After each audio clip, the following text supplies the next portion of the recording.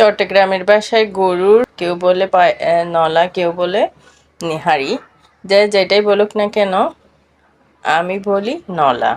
প্রায় ঠিক মনে নেই, 5টা কি 4টার মতো নলা ভালো করে ধুয়ে একটা বড় পাতিলে নিলাম। নেওয়ার পরে গরম মশলা দিলাম, এক টুকরা এক্সট্রা মশলাও দিলাম, তেজপাতা দিলাম, 7-8টার মতো কাঁচামরিচ দিলাম।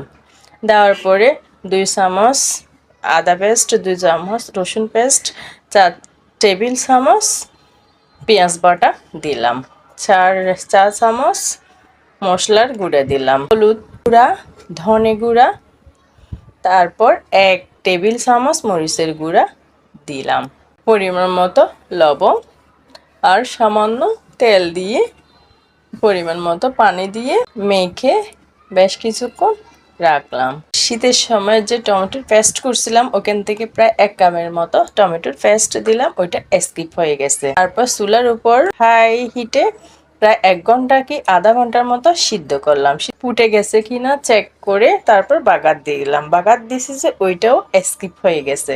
বাগার দিছি যে ওইখানে তেল দিলাম পরিমাণ মতো, তারপর কালো জিরা দিলাম, আদা রসুন পেঁয়াজ বাটা দিলাম, আস্ত লাল মরিচ দিলাম, দিয়ে